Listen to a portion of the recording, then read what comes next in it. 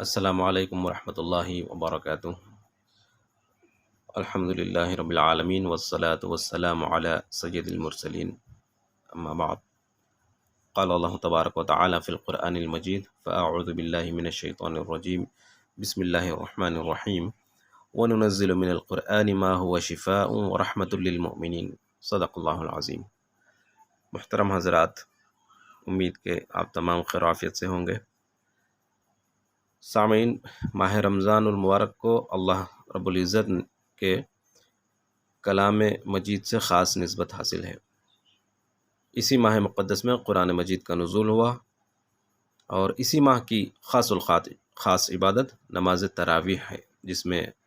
بندگان مومن اللہ کے کلام قرآن مجید کو والہانہ ذوق و شوق سے سنتے ہیں، اور حفاظ کرام بھی بڑے ہی اچھے انداز میں قرآن کریم سناتے ہیں۔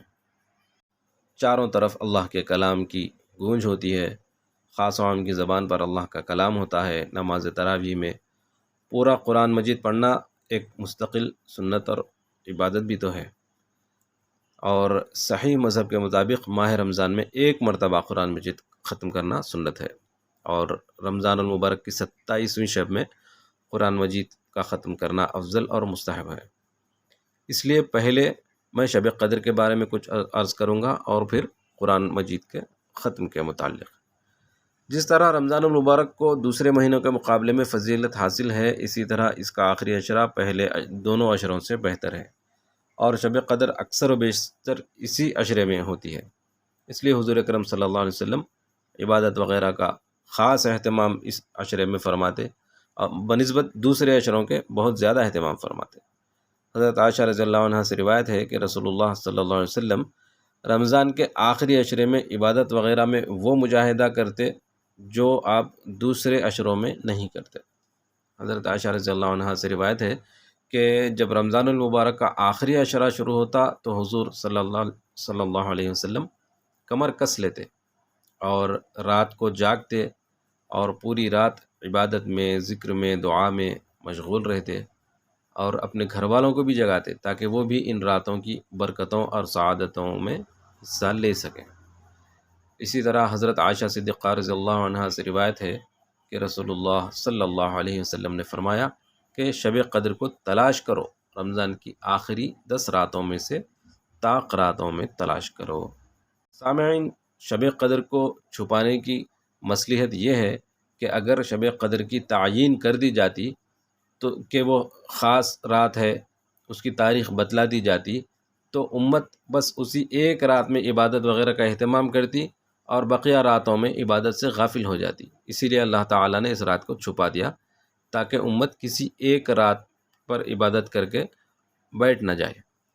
البتہ رسول اللہ صلی اللہ علیہ وسلم نے اس کی نشاندہی کے طور پر فرمایا کہ رمضان کے آخری عشرے کی طاق راتوں میں اس کا زیادہ امکان ہے، اس لیے ان راتوں میں خاص اہتمام کیا جائے۔ سامعین، بعض صحابہ کا خیال تھا کہ شب قدر عموماً رمضان کی 27ویں ہی کو ہوتی ہے۔ ذرا بن جیش، جو اکابر تابعین میں سے ہیں، بیان کرتے ہیں کہ میں نے حضرت ابی ابن کعب رضی اللہ عنہ سے دریافت کیا کہ آپ کے دینی بھائی عبداللہ ابن مسعود رضی اللہ عنہ کہتے ہیں کہ جو کوئی پورے سال کی راتوں میں کھڑا ہوگا، یعنی ہر سال بھر جو کوئی تہجد پڑھے گا، شب قدر اسی کو نصیب ہوتی ہے۔ تو جو اس کی برکات کا طالب ہو، اسے چاہیے کہ سال کی ہر رات کو عبادت سے معمور کرے، اس طرح وہ یقینی طور پر شب قدر کی برکات کو پا سکے گا۔ حضرت عبادہ رضی اللہ عنہ نے نبی کریم صلی اللہ علیہ وسلم سے شب قدر کے بارے میں دریافت کیا تو آپ صلی اللہ علیہ وسلم نے ارشاد فرمایا کہ رمضان کے آخر عشرے کی طاق راتوں میں شب قدر ہے، یعنی کہ 21، 23، 25، 27 اور 29ویں رات۔ تو جو شخص ایمان کے ساتھ ثواب کی نیت سے اس رات میں عبادت کرے گا، اس کے پچھلے سب گناہ معاف ہو جاتے ہیں۔ اس رات کی من جملہ اور علامتوں کے ایک یہ بھی ہے کہ وہ رات کھلی ہوئی چمکدار ہوتی ہے، صاف شفاف ہوتی ہے، نہ اس میں زیادہ گرمی ہوتی ہے اس رات میں، نہ زیادہ ٹھنڈک ہوتی ہے، بلکہ یہ رات معتدل ہوتی ہے۔ تو اس میں انوار کی کثرت کی وجہ سے چاند کھلا ہوا ہوتا ہے۔ اس رات میں صبح تک آسمان کے ستارے شیاطین کو نہیں مارتے۔ اور اس کی علامتوں میں سے ایک یہ بھی ہے کہ اس رات کے بعد جو صبح ہوتی ہے اس میں سورج روشن تو ہوتا ہے لیکن اس میں شعاعیں نہیں ہوتی، بغیر شعاع کے، جیسا بالکل ایک ٹیکا جس طرح چمکدار ہوتا ہے، یعنی جس طرح ایک 14ویں کا چاند جس طرح چمکدار ہوتا ہے لیکن اس کی شعاعیں نہیں ہوتی، تو اس شب قدر کے بعد جو سورج ہوگا وہ بھی بغیر شعاع کے 14ویں رات کی چاند کی طرح چمکے گا۔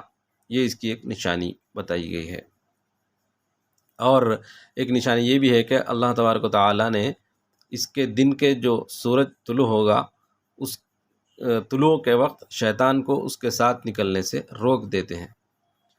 اور اس حدیث کے آخر میں شب قدر کی چند علامات ذکر کی گئی ہیں جن کا مطلب صاف ہے، جو کسی اور وضاحت کا محتاج نہیں ہے۔ حضرت عائشہ رضی اللہ عنہا نے حضور صلی اللہ علیہ وسلم سے پوچھا کہ یا رسول اللہ صلی اللہ علیہ وسلم، اگر مجھے شب قدر کا پتہ چل جائے تو میں کیا دعا مانگوں؟ تو حضور صلی اللہ علیہ وسلم نے انہیں یہ دعا بتائی، اللہم انک عفو تحب العفو فاعف عنی۔ تو بہرحال سامعین، اللہ تبارک و تعالیٰ نے شب قدر کو ان تاخراتوں میں، رمضان المبارک کے آخری عشرے کی تاخراتوں میں جو چھپا دیا ہے، اس کی بڑی حکمت یہی ہے کہ طلبگار بندے مختلف راتوں میں عبادت و ذکر و دعا کا اہتمام کر سکیں، اور ایسا کرنے والوں کی کامیابی یقینی ہے۔ حضرت انس رضی اللہ عنہ سے ایک روایت ہے کہ رسول اللہ صلی اللہ علیہ وسلم نے فرمایا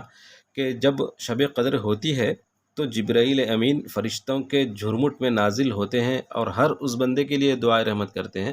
جو کھڑا یا بیٹھا اللہ تبارک و تعالیٰ کے ذکر اور عبادت میں مشغول ہو۔ اللہ تبارک و تعالیٰ ہمیں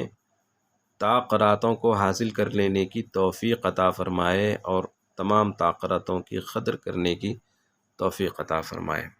سامعین، اس رات چونکہ قرآن ختم کیا جاتا ہے مساجد میں،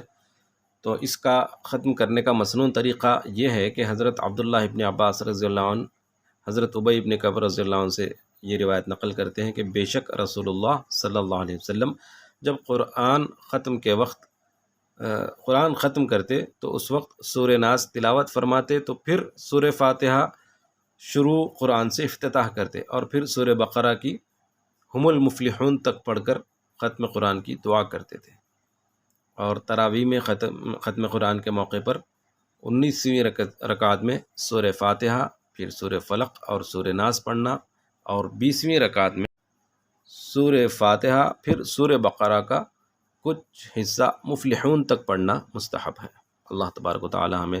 تاخراتوں کو پا لینے کی توفیق عطا فرمائے۔ السلام علیکم ورحمۃ اللہ۔